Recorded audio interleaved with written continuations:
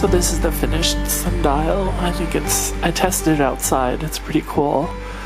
I still have to print the supporting pieces and get it all together. It's supposed to be printed at 0.1. This is 0.3, so obviously it's not as perfect as it should be, but it still works. It's one heck of a print. 8.5 hours. I was quite happy I was able to do that. And then our friend is busy with a TriGorilla case. I found a better design, and I like this design. The vent holes on a lot of the cases are very complex, and they cause really a lot of trouble with first layers. So what I like about this design is they're more, get above it. They're more square, so they're a little simpler. And this is the base plate, and then the idea is above the power supply. That's where I keep the old knob. I'll mount it right there. And then also, I printed a couple of clips for, these are just extrusion clips, so they make sure that my extruder wire doesn't ever get hit or interfered with by the cables. So that's a pretty good print. And then over here, this is the top of the case, but I'm going to use the newer design because it's more solid, and I think it just looks cleaner to be more solid. It'll take a little longer. Surprisingly, this case is very hard. It's very strong considering it's just PLA. But now we're doing ABS.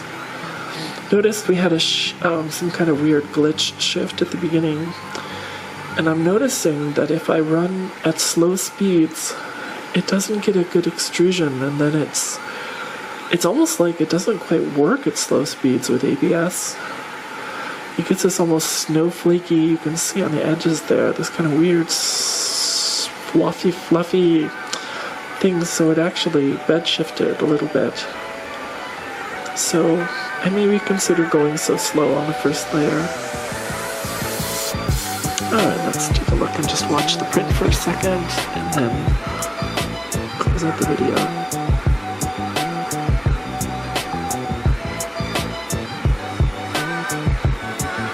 On other news, I tried to contact a few of the bed companies to test different bed materials, even some fairly expensive ones, like Philiprint. Would be $80 for a bed, and just to see are they worth the money. I'm doing pretty good with my little glue stick and Ultra Base. Everyone yells at me for having to put glue stick on it, but I swear if I don't, it's trouble.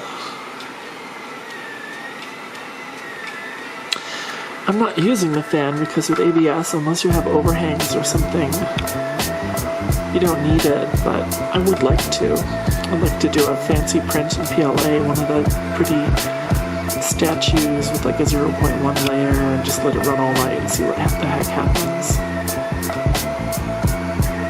One thing, I'm starting to feel more trustworthy of the printer since it's generally doing pretty good after the first layer.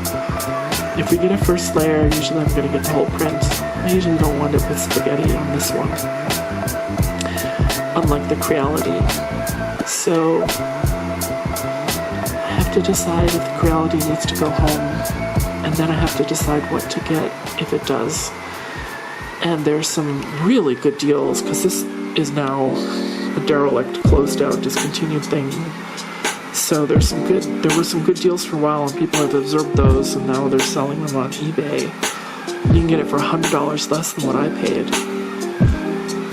I think people are hearing about the headaches and difficulties and steering clear, but to be honest, I've learned so much about this printer that now, if I want to go and use it and do another kit, I can start immediately with all the upgrades, the firmware upgrades, you know, I can immediately put the motherboard external. I know all the upgrades I want to do. I can use this printer to make all the upgrades. I've got my little dampeners. I know how to do it. So actually getting a second one of these isn't bad, or getting a bigger bed Cartesian might make more sense, so that I have the super big print volumes to work on. Alright, that's today's Gias 3D print. Subscribe, hit the little bell, and share and tell your friends to check out what's printing.